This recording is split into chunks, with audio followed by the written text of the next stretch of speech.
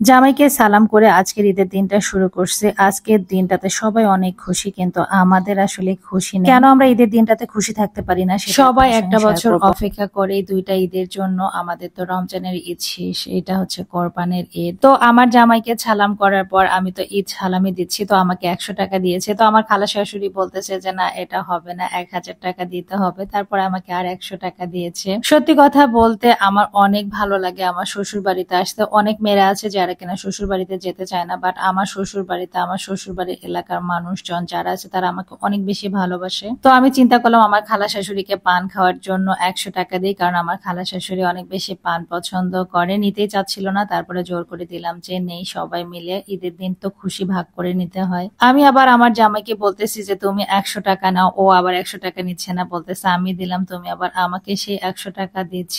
তো অনেক জোরাজোরি করলাম। তো আমার খালা শাশুড়ি বলতেছে যে আমি শুধু 100 টাকা নিব না, শাড়ি কেনার টাকা নিব। তো বললাম যে আমি পরবর্তীতে যখন আসবো তখন আপনার জন্য শাড়ি কিনে নিয়ে আসবো। তো এদিকে আমার জামাইকে অনেক জোর করতেছি যে ঠিক আছে, নাও নাও নাও, 100 টাকা নাও। ও বলতেছে যে না, আমি দিলাম, আমি কেন এই টাকা নিব। তো তারপরে আমি ভাবলাম যে ঠিক আছে, রেখে দেয়। তো এদিকে দেখেন আমার খালা শাশুড়ি, এখানে মামা, আসলে এই এলাকার সবাই আমার মামা খালা, মানে শ্বশুর শাশুড়ি এরকম। যেহেতু আমার শাশুড়ির হচ্ছে এটা নানার বাড়ি ছিল, তার যেখানে বিয়ে হয়েছে। তো সব মিলাই দেখা যায় যে গ্রামের সবাই আমাদের আত্মীয় স্বজন, মামা খালা এরকম। তো সব থেকে বড় কথা, তারা আমাকে এত এত বেশি ভালোবাসে বলে বোঝাতে পারবো না। এলাকার সবাই আমার আপনজন হওয়ার কারণে আমার কোনো কাজের জন্য, ধরেন আমার একাই প্যারা নিতে হবে বিষয়টা এরকম না। আমি কোনো কাজ করতে হলে আমার খালা শাশুড়িরা, মামি শাশুড়িরা এসে সাহায্য করে, মামা শ্বশুররা এসে, ননদ দেবর সবাই। সত্যি কথা আমার এত বেশি ভালো লাগে, আপনাদেরকে বলে বোঝাতে পারবো না। যে কথাটা শুরুর দিকে বলতে চেয়েছিলাম যে আজকের দিনটা আসলে আমাদের কেন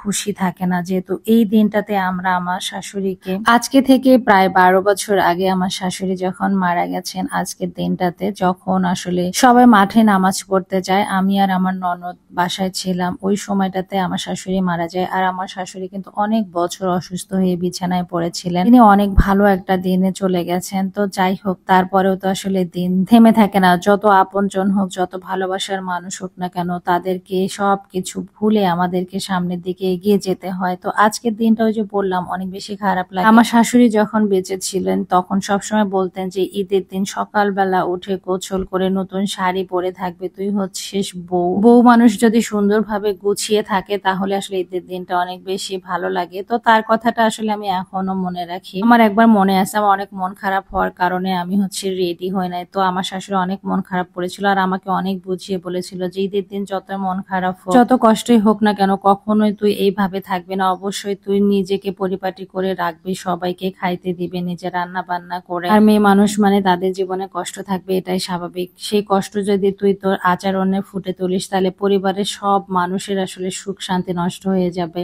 আনন্দ নষ্ট হয়ে যাবে। এবং এটাও বলেছে যে তুই আমার এই কথাটা রাখবি। তো সেই সময় থেকে আমি আসলে আমার শাশুড়ি মারা যাওয়ার পর বা আগে সব সময় ঘুম থেকে উঠে সব কাজ করে টরে নিজে আগে রেডি হয়ে নেই, তারপরে বাকি সব কাজ করে ফেলি। তো এদিকে আমার জামাই মাংস বন্টন করবেন, কারণ এটা হচ্ছে খাসি, আমাদের আগে এটা চলে আসছে, যেহেতু ছোট জিনিস দেখলেনি। তো ওর বাবা এখানে নেয়, জাস্ট শুধু করে দিয়ে চলে গেছে। সব আমার এই খালা মামা এরাই করে আমার বাড়িতে দিয়ে গেছেন, আমাকে বের হতে হয় না। সত্যি কথা বলতে আমি ঠিক এইভাবে ঈদের সময় রেডি হয়ে থাকি। শুধুমাত্র ঈদের সময় কেন, যে কোনো সময় আমি যখন এখানে আসি শুধুমাত্র বলতে হয়, অনেক সময় আমাকে বলতেও হয় না, ওরা নিজেরাই চলে আসে। বিশেষ করে আমার শাশুড়িকে সবাই এত এত বেশি ভালোবাসতো, এত বেশি করতো, কি বলবো, ঠিক সেই রকম আমার সঙ্গেও করে। মানে এক কথায় দেখা যাচ্ছে যে মায়ের জায়গাটা এখন আমার হয়ে গেছে। তো আমি আসলে যতটুকু পারি তাদেরকে যতটুকু করা যায় ততটুকুই করি। ইনশাল্লাহ আপনাদের দোয়া ভালোবাসা থাকলে আমি আরো চেষ্টা করব সবার পাশে থাকার। তো আমরা এখানে যেহেতু খাসিটা দিয়েছি, তো বলতেছে যে আমরা নিজেরা